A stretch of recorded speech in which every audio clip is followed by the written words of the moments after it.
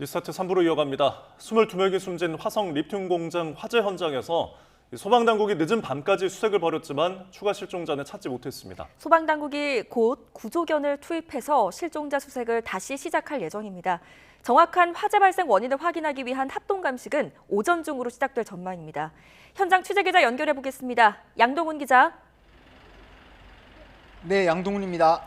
네, 안타깝게도 현장에서 실종자 추가 발견은 아직까지는 없는 거죠? 네, 소방당국은 연락이 닿지 않은 외국인 노동자 한 명을 찾기 위해 늦은 밤까지 수색을 벌였지만 현장에서 실종자를 발견하지는 못했습니다. 당국은 잠시 뒤인 오전 7시부터 구조견을 투입해 본격적인 수색을 재개할 방침입니다. 어제 오전 10시 반쯤 이곳 리튬 전지 공장에서 큰 불이 나 22명이 숨지고 6명이 다쳤고 1명은 아직도 실종 상태입니다. 8명이 부상자는 8명입니다. 불이 나는 곳은 2층 작업장으로 배터리 완제품을 검수하고 포장하는 곳으로 파악됐습니다. 소방당국은 압수한 화재 현장 CCTV에 담긴 상황을 브리핑을 통해 전했는데요. 노동자들이 소화기를 가져와 자체 진화를 시도했지만 불을 끄는 데 실패했다고 밝혔습니다. 또 작업장 입구 쪽에 쌓여있던 배터리 하나에서 처음 불꽃이 보인 뒤 고작 15초 만에 뿌연 연기가 작업장을 뒤덮었다고 설명했습니다. 희생자 대부분이 공장 구조에 익숙하지 않은 외국인 일용직 노동자였다 보니 시야가 가려진 상황에서 방향을 잃고 안쪽으로 피했다가 피해가 커진 거로 추정됩니다. 경찰은 130명 규모의 대형 수사본부를 꾸렸고 검찰과 고용노동부도 각각 별도의 수사 전담팀을 마련했습니다. 잠시 뒤인 오전 10시 반부터는 경찰과 소방, 국립과학수사연구원, 고용노동부 등이 참석하는 합동감식을 벌여 정확한 화재 원인을 파악할 방침입니다. 또 현장에서 안전관리에 문제는 없었는지, 소방시설이 정상적으로 작동했는지 등에 대한 조사도 함께 이뤄질 전망입니다. 경기도는 재난안전대책본부를 설치하고 리튬 이용 사업장 80여 곳을 포함한 도내 위험물질 이용 사업장들에 대한 대대적인 점검을 벌이기로 했습니다. 지금까지 경기 화성시 화재 현장에서 YTN 양동훈입니다. 네, 갑작스러운 사고 소식에 유가족들은 황망함을 감추지 못했습니다. 뒤늦게 수습된 사망자들도 장례식장으로 옮겨졌지만 아직 신원이 확인되지 않아 빈소조차 꾸려지지 못하고 있습니다. 차정윤 기자입니다. 신원이 확인된 첫 번째 사망자는 50대 A씨입니다. 세 남매를 둔 아버지로 막내는 아직 고등학생인 것으로 알려졌습니다. 사고 소식을 듣고 한달음에 달려온 가족들은 황망함에 몸을 가누지 못합니다. 청주에서 왔어요. 청주에서. 일 때문에 남편분은 여기 와 계신 거였고 화재 났다는 소식을 듣고 부인분은 일로 출발을 하신 거고. 이번 화재로 숨진 근로자들은 화성 유일병원과 화성 송산 장례문화원 등 5곳에 나뉘어 안치됐습니다. 중국 출신 18명, 라오스 출신 1명, 국적이 확인되지 않은 1명까지 사망자 대부분이 외국인인 것으로 파악됐습니다. 하지만 신원이 확인되지 않아 빈소조차 꾸리지 못하고 있습니다. 오랜 시간 화재에 노출된 탓에 시신이 심하게 훼손돼 성별조차 구분하기 어려운 겁니다. 경찰은 정확한 신원 확인을 위해 사망자 혈액을 채취하고 필요한 경우 유전자 검사를 검토하고 있습니다. 용역회사에서 필요할 때 이렇게 파견을 받아서 쓰는 일용직인 분들이 대부분이고 그러다 보니까 공장 내부 구조라든가 이런 게 좀 익숙지 않았던 점도 인명피해가 늘어나는 그런 좀 요인이 되지 않았는가 이렇게 보고 있습니다. 지자체들은 피해자들을 위한 24시간 통합 지원센터를 꾸리고 지원에 나섰습니다. 법률과 보험 상담 등은 물론 외국인 유가족을 위한 통역 지원부터 체류까지 장례 과정을 돕겠다는 계획입니다. 외국인 유가족들에게도 전담 직원을 배치하여 필요하다면 항공료와 체류비, 통역 서비스까지 원스톱 서비스를 지원하도록 하겠습니다. 싱하이밍 주한 중국 대사도 화재 현장을 찾아 피해자 가족을 위로한 가운데 외교부는 법무부, 현지 대사관과 협조해 외국인 유족에 입국 편의를 제공할 예정입니다. YTN 차정윤입니다. 북한과 러시아의 군사조약 체결 이후 한국의 자체 핵무장론이 다시 부상하자 미국 정부가 진화에 나섰습니다. 미 국무부 고위 당국자는 한미 정상이 합의한 워싱턴 선언으로 핵 위협에 충분히 대응할 수 있다고 강조했습니다. 워싱턴 권준기 특파원입니다. 커트 캠벨 미국 국무부 부장관은 북한과 안보 조약을 맺은 러시아가 북한 핵 개발을 도울 가능성이 있다고 관측했습니다. 러시아에 대량의 무기를 지원한 북한이 장거리 미사일 기술과 함께 핵 개발도 반대급부로 바랄 수 있다는 겁니다. 캠벨 부장관은 북러 조약의 여파를 분석하고 있다며 중국도 불안을 느낄 정도의 긴장감이 있다고 말했습니다. China is probably worried that North Korea will be somehow encouraged to take provocative steps that could lead to a crisis in Northeast Asia. 북러 군사동맹 복원으로 핵 위협 우려가 커지면서 한국의 자체 핵무장 목소리가 나온 데 대한 질문도 나왔습니다. 북러 밀착이 한국을 자체 핵무장으로 내몰고 있다는 앨리슨 후커 전 백악관 국가안보회의 선임보좌관의 발언도 거론됐습니다. 캠벨 부장관은 후커 전 보좌관 진단에 공감한다며 각국이 군사 조치를 재검토하는 것도 그럴만하다고 인정했습니다.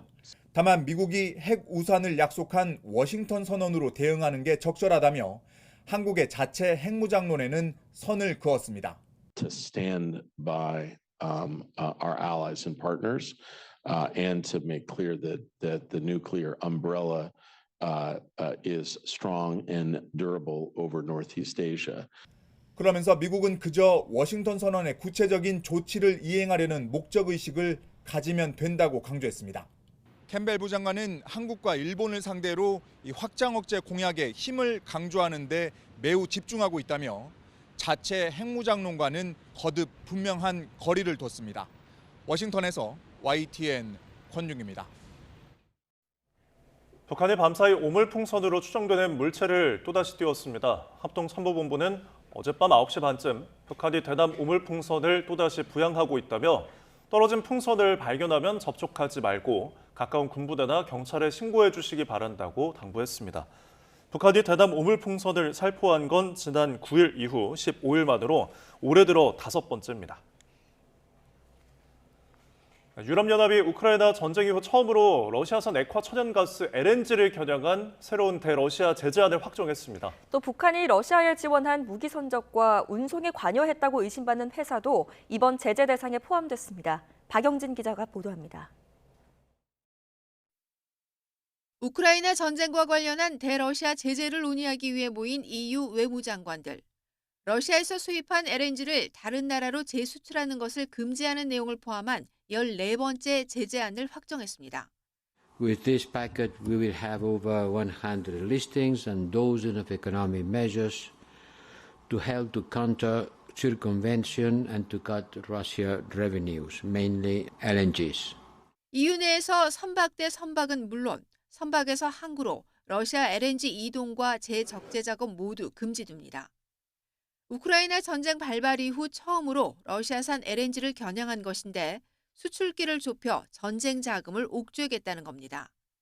지난해만 40억에서 60억 세제곱미터의 러시아산 LNG가 EU 항구를 통해 제3국으로 운송된 것으로 추정됩니다.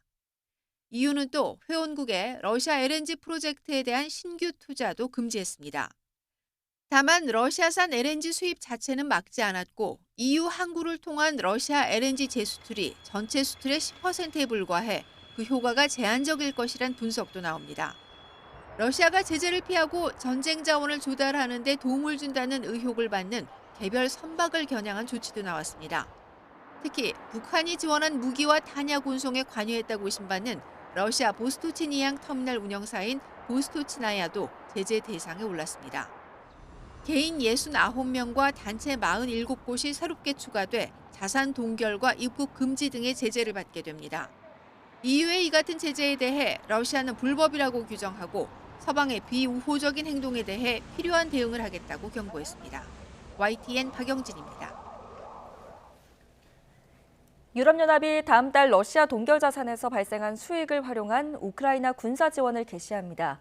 호세프 보렐 EU 외교안보 고위 대표는 현지 시간 24일 룩셈부르크에서 열린 외교장관 회의가 끝난 후 러시아 동결 자산 수익 1차 집행분 14억 유로, 약 2조 원을 사용하기 위한 법적 프레임워크가 타결됐다고 밝혔습니다. 또 합의에 따라 다음 달 중 이 돈이 우크라이나 지원에 실제 사용될 것이라고 설명했습니다. 네, 국회 일정 살펴보겠습니다. 국회 국토교통위원회가 전세사기 특별법 개정안 논의를 위한 입법 청문회를 엽니다. 국민의힘 상임위 구성이 마무리되지 않아 이 청문회엔 야당 위원들만 참석할 예정인데요. 박상우 국토교통부 장관과 최상목 기획재정부 장관이 증인으로 전세사기 피해자 지원단체 관계자 등이 참고인으로 참석합니다. 과학기술정보방송통신위원회도 야당 위원들만 참석한 가운데 현안 청문회를 열고 김옥일 방송통신위원장 등을 상대로 라인 사태와 방통위 파행 운영 등을 질의할 예정입니다. 다음 달 전당대회를 여는 국민의힘은 오늘까지 당대표와 최고위원 후보자 등록 접수를 합니다.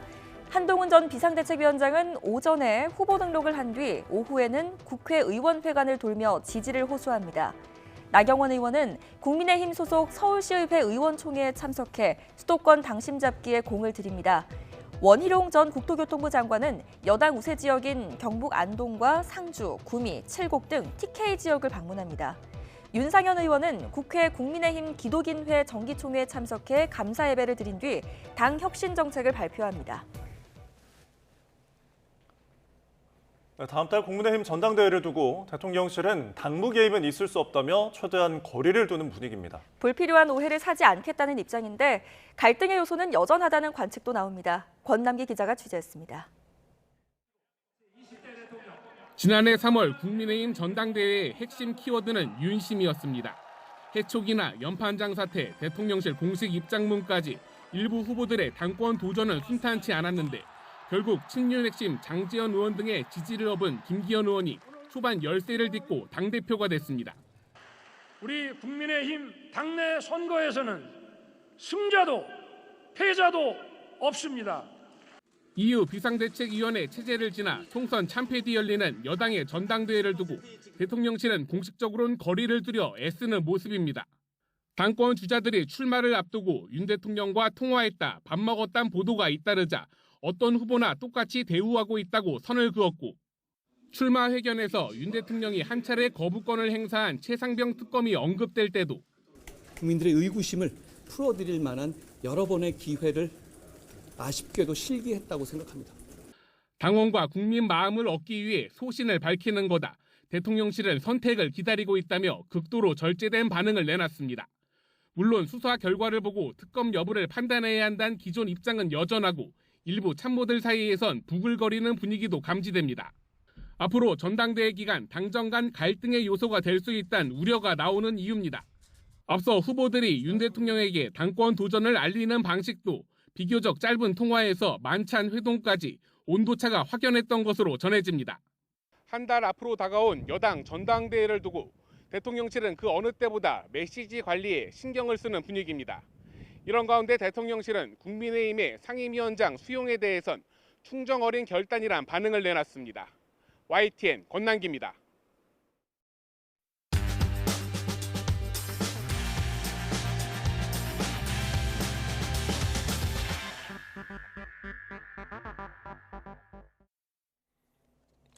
(6월 25일) 화요일 스타트 브리핑 시작합니다. 먼저 서울신문입니다.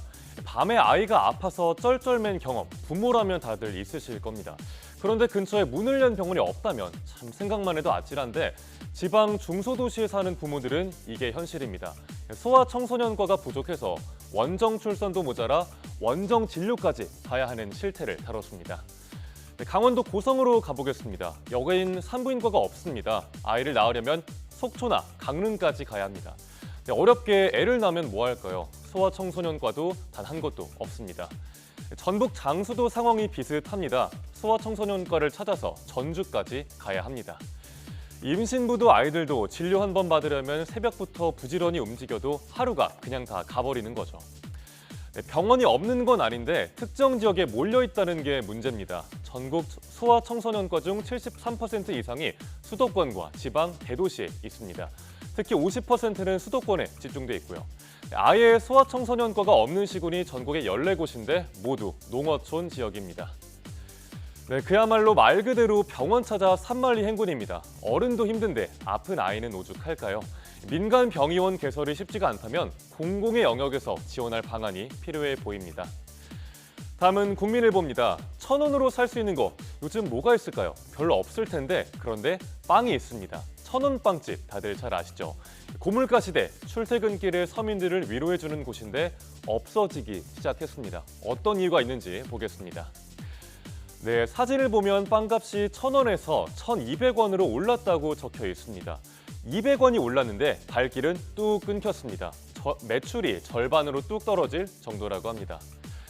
요즘 같은 시대에 1,000원짜리 빵 굉장히 귀하죠. 공장에서 대량으로 사다가 싸게 파는 박리담의 덕분에 가능했던 가격인데 공장 납품 단가 자체가 올라버렸다고 합니다. 인건비도 오르고 또 임대료도 부담이죠. 결국 200~300원 올릴 수밖에 없었는데 사람의 발길이 뚝 끊기면서 이유는커녕 폐업을 걱정해야 하는 처지가 된 겁니다. 가벼운 지갑이 서글프지가 않았던 1,000원빵집, 서민들의 허한 배를 채워줬는데 얼마 후면 볼 수 없을지도 모르겠습니다. 네, 이렇게 폐업률이 늘어난 곳 1,000원빵집 말고 또 있습니다. 한겨레 신문 보겠습니다. 1010 MZ들이 좋아하는 간식의 대표 주자 탕후루. 이 탕후루만 내걸어도 매출이 달콤했는데 이제는 매출이 텅후루가 된 것 같습니다. 밥 먹고 탕후루, 식후탕이라는 신조어가 생길 정도로 인기였는데 1년 만에 하루에 2개꼴로 가게 문을 닫고 있습니다. 매출도 꾸준히 줄고 있습니다. 설탕이 많이 들어간 탕후루를 자녀가 먹지 못하게 하는 부모님들 많이 계시죠. 탕후루 인기가 식는 데에는 이렇게 건강에 대한 걱정도 한몫한 걸로 보입니다. 탕후루 가게 우후죽순처럼 여기저기 생겼지만 시드는 것도 한순간입니다. 한때 유행하고 모습을 감췄던 대만 카스테라나 흑당 버블티가 연상되기도 합니다. 네, 이번엔 중앙일보입니다. 너 티야? 혹시 이런 표현 듣고 마음 상해본 적 있으신가요? MBTI 요즘 어딜 가든 대화 주제로 꼭 빠지질 않죠. 그런데 이 T라는 것 자체가 부정적으로 받아들여지고 또 강남에서는 공감학원이라는 곳까지 등장했다고 합니다. 네, 이 질문을 한번 보시죠. 수년 동안 생활비를 아끼고 저축한 끝에 차를 샀다. 뭐라고 답하실 것 같은가요? 어떤 차 샀어? 라고 대답을 하면 T, 그동안 고생했다, 야, 축하해 라고 답하면 F라고 합니다. 네, MBTI 성격 유형이 사고형이냐, 감정형이냐에 따라서 이렇게 대답이 극명하게 달라집니다. 사실에 관심을 가지고 논리적인 판단을 하면 T, 또 관계에 좀 집중을 해서 공감을 하면 F라고들 하죠. 그래서 이렇게 우울해서 빵을 샀다라는 말에도 반응이 이렇게나 다르게 나올 수가 있습니다. 이렇게 MBTI로 사람의 성격을 해석하고 구분하는 게 유행인 요즘, 강남에서는 아예 공감학원이 문전성시입니다. 네, F처럼 보이도록 대화의 기술을 가르치는 거죠. 수강 대기자가 몰려서 자리가 아예 없을 정도라고 합니다. 일부에선 T 같은 반응을 하면 공감을 못 해준다, 또 사이코패스냐 공격을 당하기도 한다고 하는데요. 신문은 우리 사회가 공감 갈증 사회로 변하고 있다고 분석합니다. 정서적인 공감을 과다하게 강조하면 공감 강요로 이어질 위험이 있다는 전문가의 지적도 함께 전하고 있습니다. 마지막으로 서울신문 기사 하나 더 보시죠. 백화점 내 자투리 공간을 메우기 위해서 시작됐던 팝업 스토어인데 이제는 팬덤을 업고 앵커 테넌트, 즉 핵심 점포로 떠올랐다는 내용입니다. 네, 팝업 스토어의 인기 배경은 트렌드의 변화입니다. 물건이 아니라 체험과 경험을 파는 트렌드가 확산하면서 흥행몰이를 하고 있습니다. 또 강력한 팬덤까지 몰리고 있죠. 백화점에서 그야말로 없어선 안 될 요소가 됐습니다. 네, 한 유명 유튜버의 팝업 스토어 첫날 줄 선 사람만 300명, 또 현장 예약을 하면 입장에만 5시간이 걸릴 정도였고요. 또한 버추얼 아이돌의 팝업 스토어는 2주 동안 34억 원의 매출을 올렸습니다. 여기에 대형 스크린으로 콘서트까지 열렸다고 합니다. 이런 팝업 스토어의 성지 역할은 더현대 서울이 하고 있습니다. 올해 1월부터 5월에만 170여 건의 팝업 스토어가 열렸습니다. 또 명품 브랜드도 팝업 스토어 활용에 적극적입니다. 팝업 스토어 방문, 이제 쇼핑을 넘어서 하나의 놀이 문화로 자리를 잡았죠. 인기는 당분간 이어질 걸로 보입니다. 6월 25일 아침 신문 살펴봤습니다. 지금까지 스타트 브리핑이었습니다.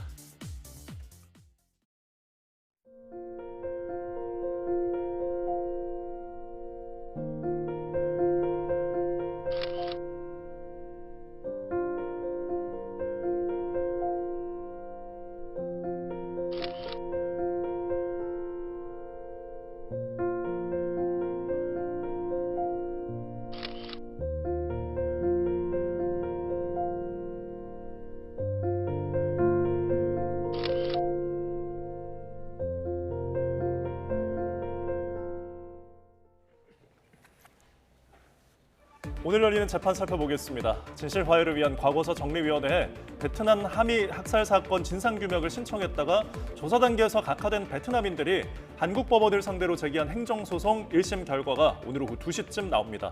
신청인 측은 외국인을 조사 범위에서 배제하는 법적 근거가 없다며 진화위가 부당하게 조사를 거부했다고 주장하고 있습니다. 오늘 오후 2시 40분에는 유명 학원 강사를 납치해 금품을 뜯어내려고 한 40대 남성의 항소심 선고 결과가 나옵니다.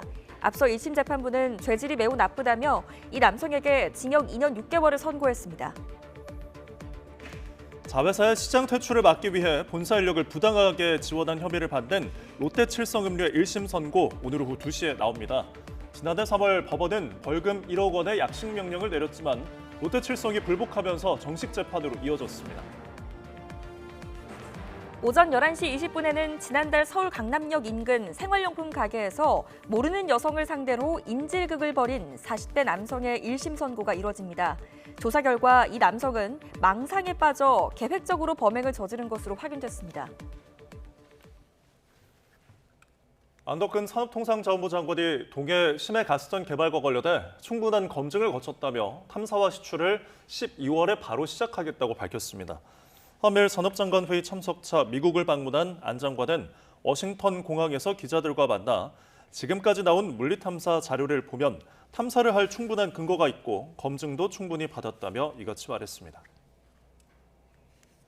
국토교통부는 모레 27일부터 전국 14개 시도에서 청년과 신혼 신생아 가구를 위한 매입 임대주택 입주자를 모집합니다. 모집 규모는 청년 2,845호, 신혼 신생아 가구 1,432호 등 모두 4,277호로 신청자 자격 검증을 거쳐 이르면 올해 10월 초부터 입주할 수 있습니다. 청년 매입 임대주택은 무주택자인 미혼 청년을 대상으로 공급하는데 시세의 40~50% 수준의 저렴한 임대료로 최대 10년 동안 거주할 수 있습니다. 기존 보험사보다 최대 32% 보험료가 싼 배달 종사용 공제보험 상품이 출시됩니다. 국토교통부는 우한 청년들, 쿠팡이츠 등 8개 배송대행 서비스 인증 사업자가 공동 설립한 배달 서비스 공제조합이 첫 상품인 시간제 공제보험 상품을 오늘 출시한다고 밝혔습니다. 이 상품은 조합에 참여한 배달 사업자 소속 라이더들이 소속사별로 단체 가입을 하게 되는데 기존 보험사들의 시간당 보험료 853원보다 16% 정도 싼 714원으로 책정을 했습니다.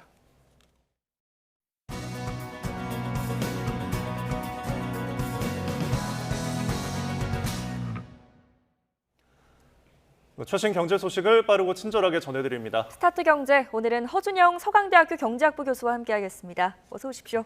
네, 어서 오십시오.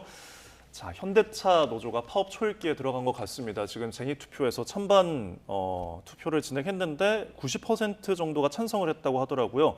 지금 현대차가 요새 주가도 계속 잘 오르고 이번에 최대 실적을 달성했다고 전해지는데 왜 이런 결과가 나왔나요?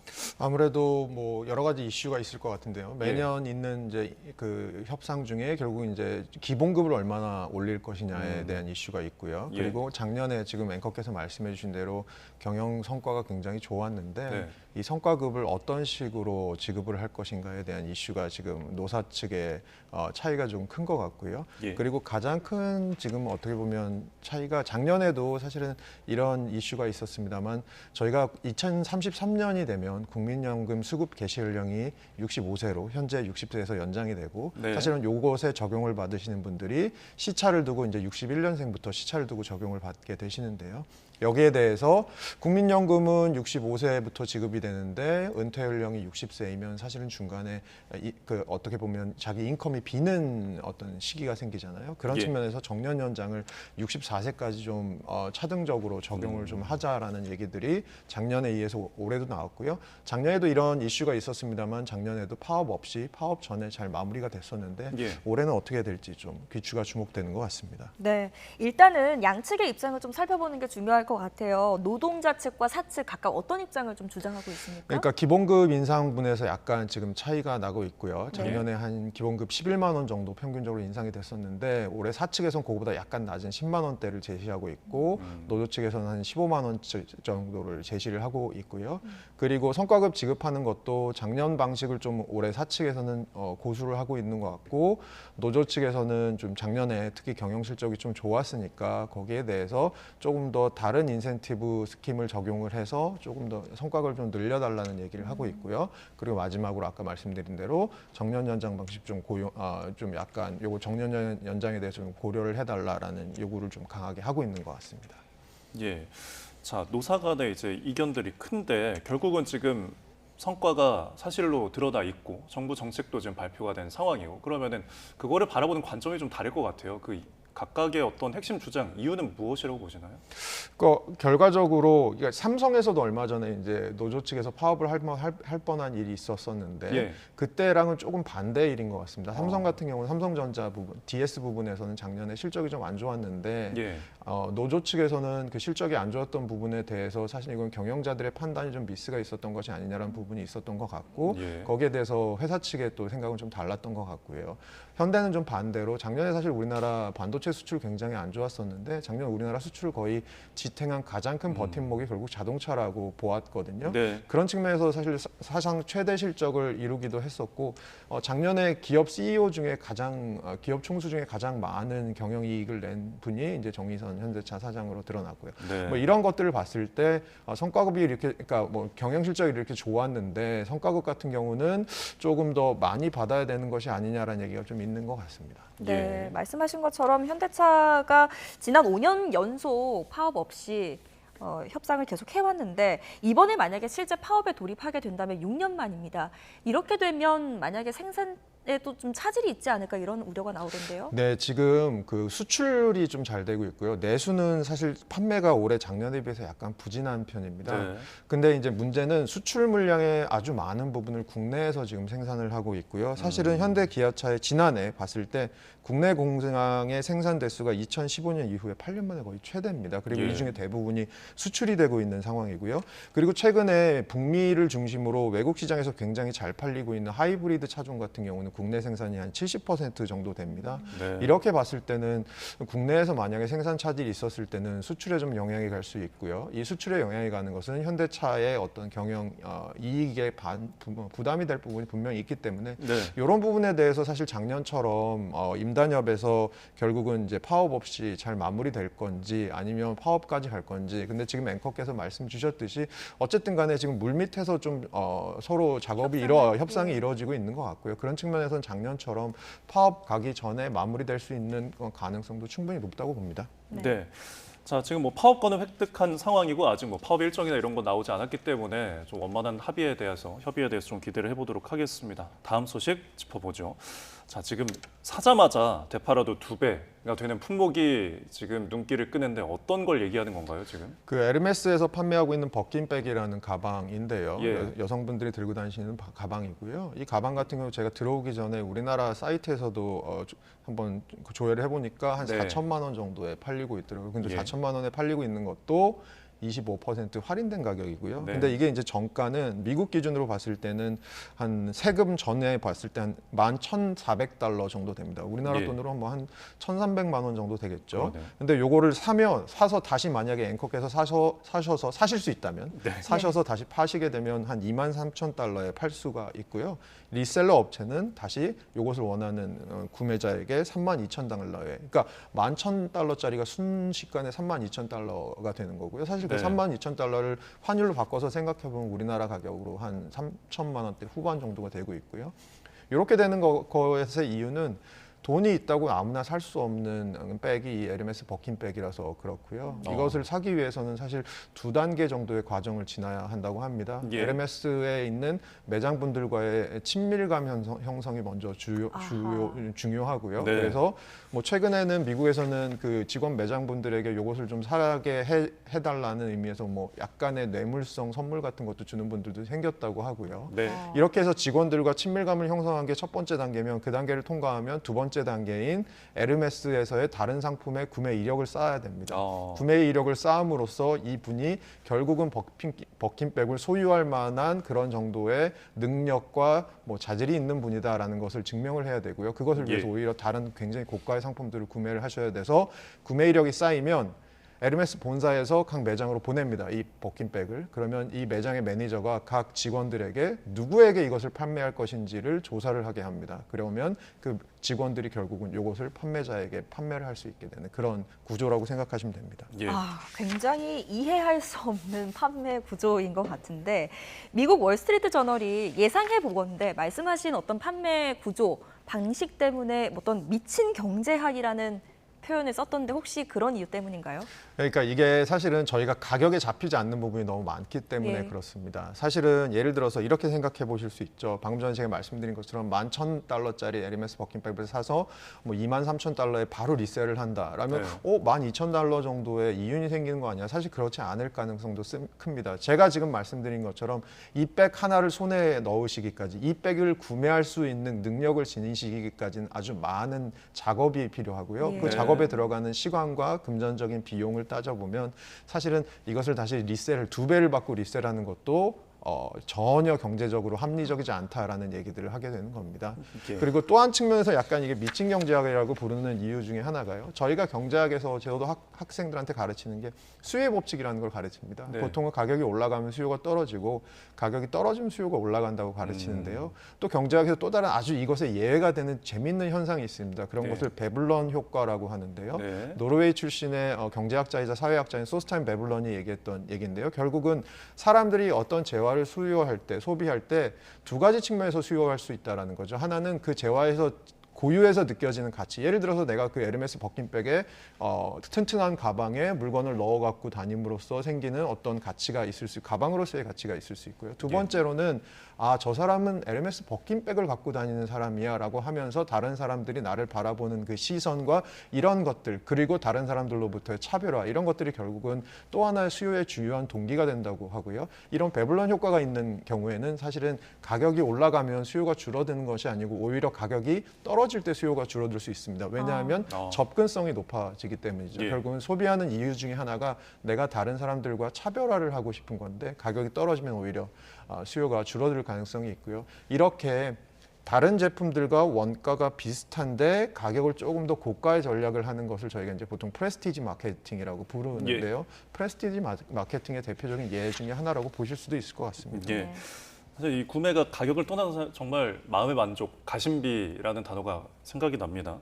근데 방금 이제 1차 판매가가 뭐 이제 우리나라 돈으로 1,300만 원 정도 가량이라고 하셨는데 원가를 이제 그 생각해 보면은 비슷한 이제 명품 가방으로서 크리스찬 디올백의 원가가 8만 원이라고 공개를 해서 논란이 되고 있거든요.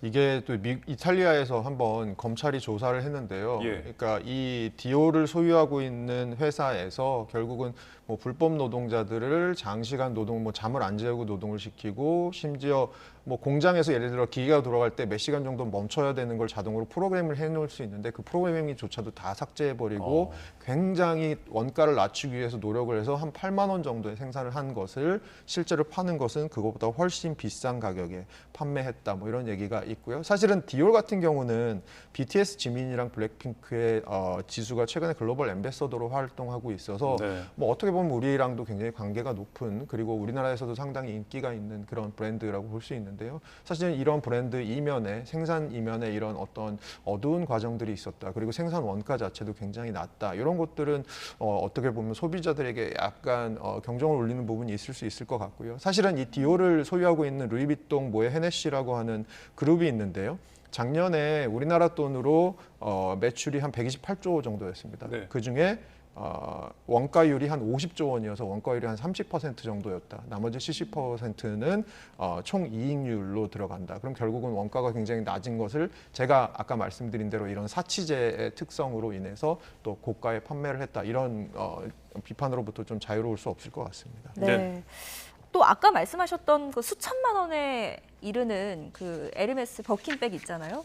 그것도, 그 가방도 원가가 뭐 140만 원에 이른다, 뭐 이런 게 밝혀지면서 사실 이렇게 보면 가치 평가가 달라지게 되면 판매도 좀 줄지 않을까 이런 생각도 좀 드는데요. 어떻습니까? 근데 제가 아까 말씀드렸듯이 그러면 에르메스 버킨백을 조금 더 쉽게 구매할 수 있게 해주고 예. 에르메스 버킨백을 좀 더 싸게 만들어주면 과연 에르메스 버킨백의 판매가 늘 것이냐라고 생각해 보면 딱 지금 느낌이 아니실 것 같다는 느낌이 드시잖아요. 이것은 사실은 저희가 생각하는 일반적인 저희가 사 먹는 어떤 아주 뭐 저렴한 옷이라든가 이런 재화들과는 조금 다른 재화라고 보여주고 아예 다른 층위의 재화라고 저희가 볼 수 있을 것 같고요. 아까 예. 말씀드린 대로 베블렌 효과 같은 것들이 발생하는 사치제라고 볼 수 있을 것 같습니다. 알겠습니다. 에르메스의 인기가 얼마까지 지속이 될지 지켜보도록 하겠습니다. 자, 마지막 주제로 뉴욕 증시 저희가 짚어보겠는데 간밤에 3대 지수 혼조세로 좀 마감을 했네요. 엔비디아가 좀 많이 떨어졌고요. 네, 엔비디아는 사실 시총일이 달성하고 나서 지금 한 5, 5일 정도 연속 떨어지고 있고요. 예. 이것은 펀더멘탈이 약해서라기보다는 그동안 너무 많이 올랐던 것이 그러니까 오늘의 엔비디아가 어제의 엔비디아와 경쟁을 하고 있는 것이지 네. 오늘의 엔비디아가 다른 회사들과 경쟁하고 있다라고 보기는 좀 힘들 것 같고요. 네. 그런 측면에서 이번 주에 나올 연준에 굉장히 중요한 영향을 미칠 어떤 PC 물가지수, 개인 소비 지출 물가지수나 아니면 실업수당 청구 건수 이런 것들이 미국 경제에 대해서 지금 지표들을 보여줄 것으로 판단되고 이것에 예. 따라서 연준의 또 어떤 결정 그리고 그것이 시장에 어떤 영향을 미칠지 이런 것들이 조금 귀추가 주목되는 그런 시점인 것 같습니다. 네, 알겠습니다. 지수 발표, 경제 일정들 한번 지켜보도록 하겠습니다. 지금까지 허준영 서강대학교 경제학부 교수와 함께했습니다. 잘 고맙습니다. 들었습니다.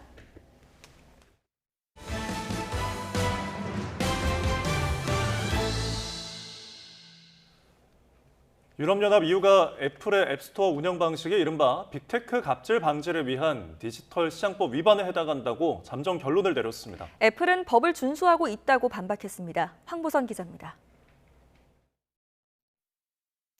EU 집행위원회가 애플 측에 애플 앱스토어 규정이 디지털 시장법을 어겼다는 내용의 예비조사 결과를 통보했다고 밝혔습니다. 지난 3월 7일 이 법을 전면 시행한 이후 법 위반에 해당한다고 결론을 내린 건 이번이 처음입니다. EU 집행위는 애플 앱스토어에 앱을 배포하는 개발자들은 고객에게 다른 구매 방법을 알리고 유도할 수 있어야 한다고 설명했습니다. 집행위는 또 애플이 앱 개발자에게 부과하는 수수료 역시 필요한 수준을 넘어선다고 봤습니다.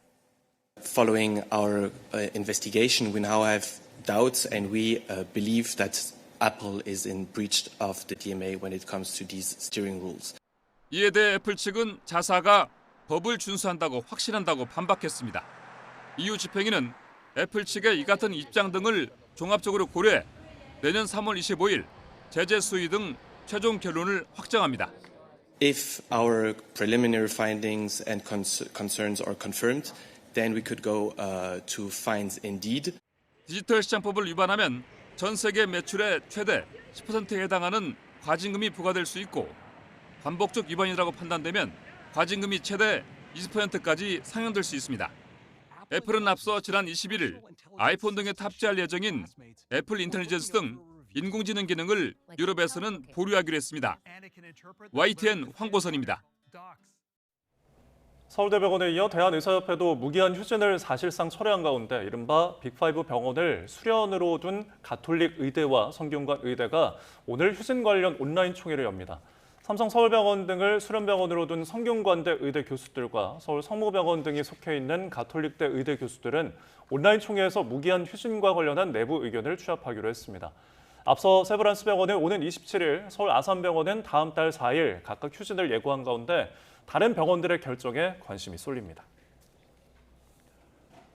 네, 여름이 절정에 향하면서 일부 지역에서는 해수욕장이 문을 열고 있는데요. 제주에서도 해수욕장 5곳이 일주일 먼저 개장해 피서객들을 맞이했습니다. 고재영 기자가 취재했습니다.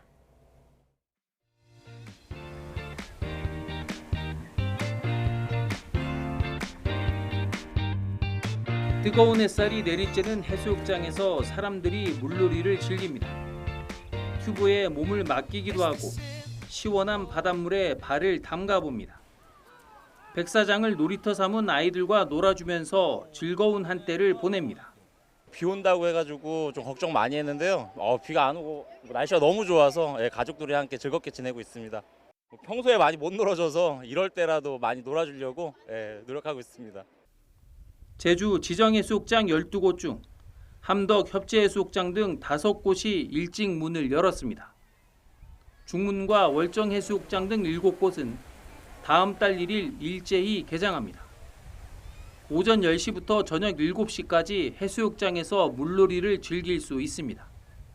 특히 7월 15일부터 한 달 동안 이후 삼양해수욕장은 저녁 8시까지 1시간 연장 운영됩니다.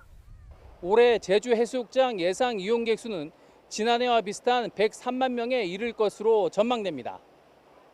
제주도는 소방관과 안전요원 등 500여 명을 배치하는 등 해수욕장 안전관리를 강화했습니다. 피서객이 안심하고 해수욕장을 즐길 수 있도록 안전관리에 최우선적으로 만전을 기하고 있습니다. 보전, 공존, 존중의 제주와의 약속을 실천하는 제주에서 올여름을 즐기시기 바랍니다. 제주시와 서귀포시, 경찰, 자치경찰은 해수욕장 화장실 불법 카메라 점검을 수시로 진행할 예정입니다. 해경도 해상 순찰대를 배치하는 등 피서철 안전한 물놀이를 위해 관계기관이 만반의 준비를 하고 있습니다.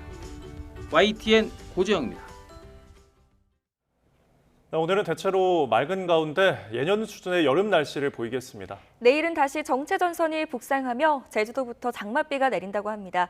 자세한 날씨 알아보겠습니다. 신미림 캐스터.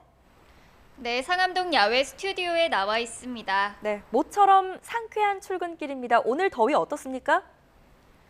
네, 밤사이 찬 공기가 밀려오면서 기온이 제자리를 되찾았습니다. 출근길인 현재 서울 기온은 19.8도로 비교적 선선함이 감돌고 있는데요. 한낮에도 예년 수준의 여름 날씨가 이어지면서 심한 더위는 없겠습니다. 하지만 맑은 하늘에 강한 볕이 내리쬐면서 자외선이 무척 강하겠는데요. 오늘 나오실 때는 자외선 차단에도 신경 써주셔야겠습니다. 흐리고 비가 내렸던 어제와 달리 오늘은 전국적으로 맑은 하늘이 함께하겠습니다. 원활한 대기 확산으로 공기도 무척 깨끗하겠는데요. 다만 잔류하는 황사의 영향으로 오전까지 경남과 제주도에는 미세먼지 농도가 높게 나타나겠고요.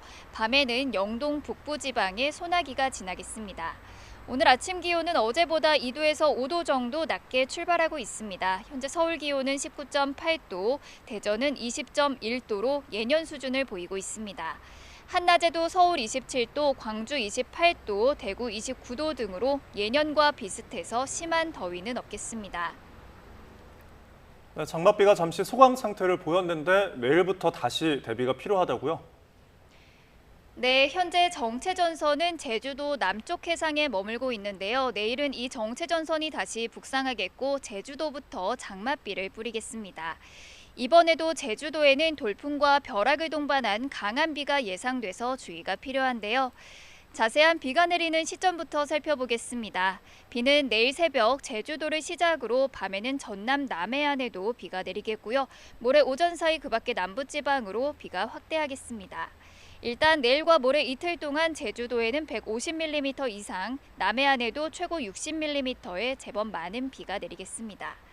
주말과 휴일에는 중부지방에도 비 소식이 들어있는데요. 비가 내리기 전까지 중부지방은 대체로 맑은 가운데 30도를 웃도는 여름더위가 기승을 부릴 전망입니다. 내일까지 동해안에는 너울성 파도까지 높게 일겠습니다. 해안가 접근을 자제하는 등 안전사고에 주의하셔야겠습니다. 지금까지 YTN 신미림입니다. 이상으로 뉴스타트를 마칩니다. 상쾌한 아침 맞으시기 바랍니다. 시청해주셔서 고맙습니다.